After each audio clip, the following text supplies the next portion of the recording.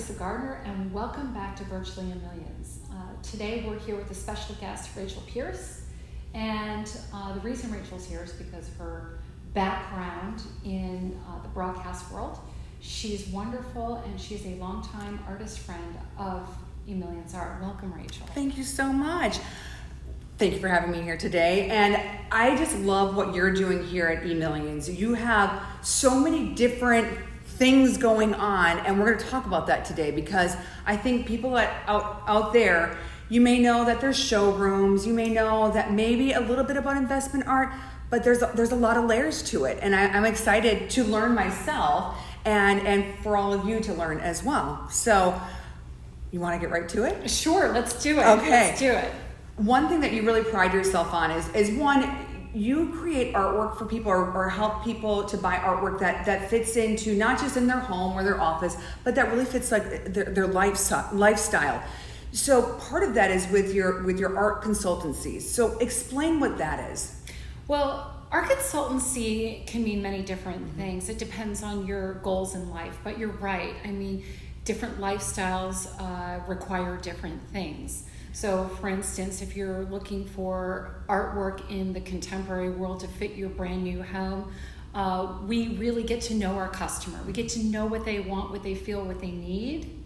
And then we revisit different artists who we have. And if it doesn't quite fit their agenda or their needs, their lifestyle needs, then we go and research artwork that will fit that need. Yeah.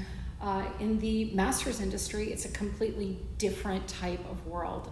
It's more about investment, about private collectors, corporate collectors, investment buyers who are looking to either divest their portfolios or expand their portfolios. Some are for different purposes. Some are for just because of the love of art. It has nothing to do with the financial investment. It's just the love of art.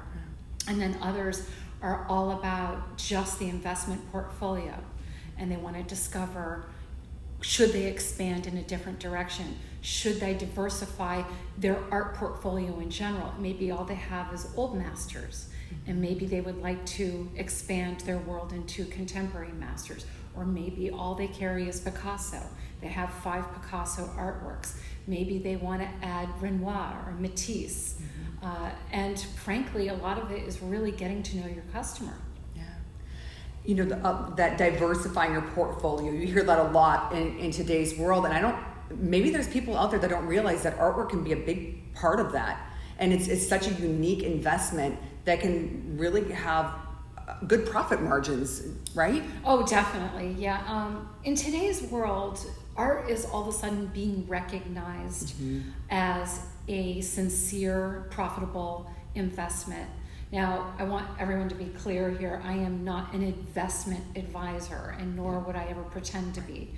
But if one really looks at the different asset classes, real estate, stocks and bonds, gold, right, all kinds of different projects, and frankly, art has all of a sudden stepped into an asset class where people are starting to recognize the return on art is very great, especially if you invest wisely. I'm here to kind of help do some of the research on that project, get the experts and kind of manage the process, right, so that people feel comfortable in the final investment in which they make. The interesting thing about art as a rule, over the past 18 years, as was just identified, and I believe it was Artsy or ArtNet, art as an asset class has outperformed the S&P by 180%. Whoa, that's huge. It is. That's huge. And Wow. so suddenly people are all of a sudden really seeing, that art is a significant investment in which they want to take some of their financials and kind of funnel them towards that asset class. Right. So where some people, like the David Geffens,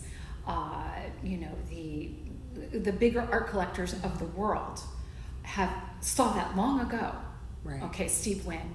All right, they saw this ages ago, and they've been collecting for years and years and years. all of a sudden the people in the financial world, the hedge fund world, are catching up to what they've already known for many years. Wow. Yeah.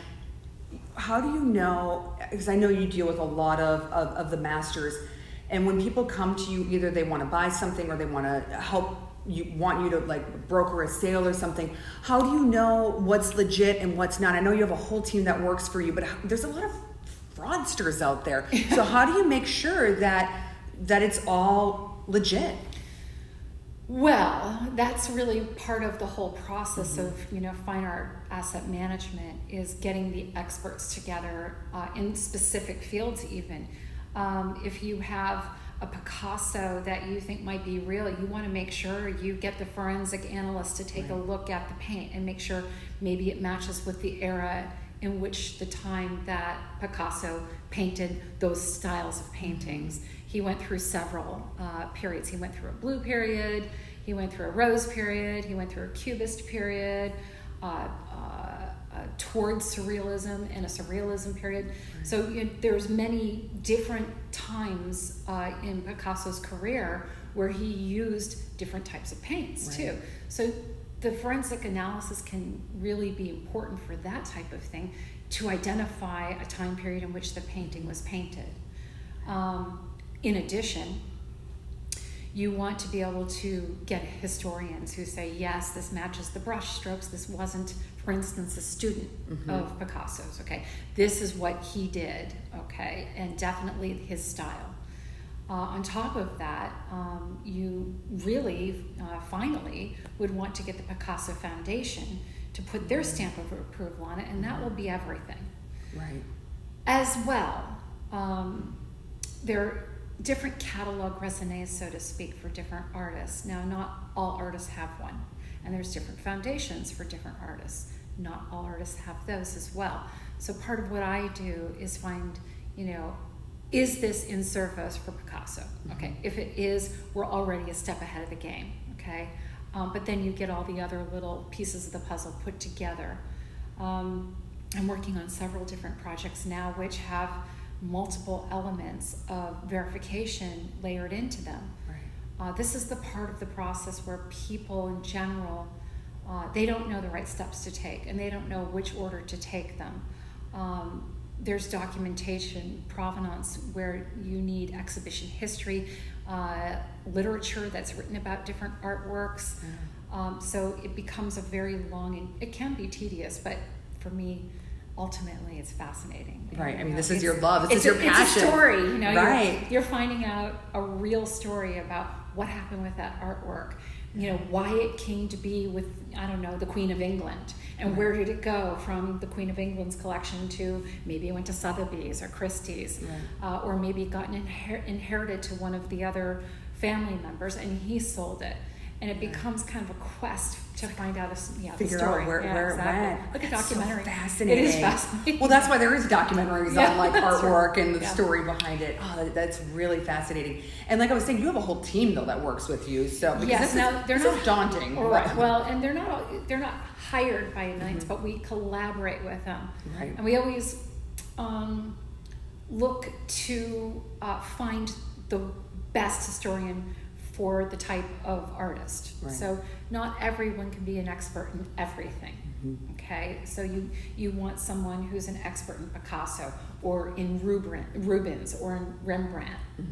And they're very different animals, and they have very different stories and very different styles. So you get an art historian who's really good in Rubens, and he can start to say, oh yeah, that's the brushstroke, that's the time period, this fits with that era, these are the stories he was telling during that period of time. It's very interesting. So they're very, they can identify key elements in artworks that were happening during that period of time. But a Rubens expert might not be a Warhol expert. Right. So kind of backtracking, if someone walks in through this beautiful showroom doors and they're looking to add artwork to their house, how do you steer them, whether they're going to go, more of the contemporary route, or, I suppose it's budget as well, but how do you steer them into what they should be investing in? So in the contemporary world's a whole different Right, I was going to say, that's like, masters we're like, world. they're Right. two huge different fields. And what we do here is we aim to find, contemporary investment art. It's a scary animal, right? Because when you're looking for investment work, you want to be able to steer your client in the direction where it looks like this artist one day is just going to be an amazing investment, okay? Right. And so a lot of what happens with artists throughout history, you can look at Michelangelo, you can look at Andy Warhol, Jean-Michel Basquiat, okay? These are all, for lack of a better term, they were marketed beautifully, like anything, okay? And because of the story behind them and the element behind them where they had a sponsor of some kind telling their story, getting them out to the public, was part of the process of making them an enriched, valuable contemporary artist at the time, okay? Now, fast forward to where we are now, you're looking around my showroom and you see Dario Campanile and you see Shrey Bronze. These are two artists who have amazing, extraordinary backgrounds. Dario in several areas of realism. Now he's doing more surrealism. He really takes the time to evolve his art. He's worked and been awarded many different awards, not only in the film industry, but in the art industry. Shrey as well she went from a very more classic type of artist, which you can see around my showroom. Kind of a Rodin-esque type of sculpture, okay, to this very contemporary style, very fluid. And she won the Beijing, the 5-ring award at the Beijing Olympics. Wow. She's also an amazing artist and has taken sculpture to a new height, if you will. Yeah. These are artists that I recommend if you're going to look into art and think, what is this going to do for me? How is this going to build? Is it going to grow in value? Yes, is the answer. These will grow in value. This is what we try to do. We have several other artists. Don Gummer might be one to talk about. Don has installation artworks all around the world in front of embassies.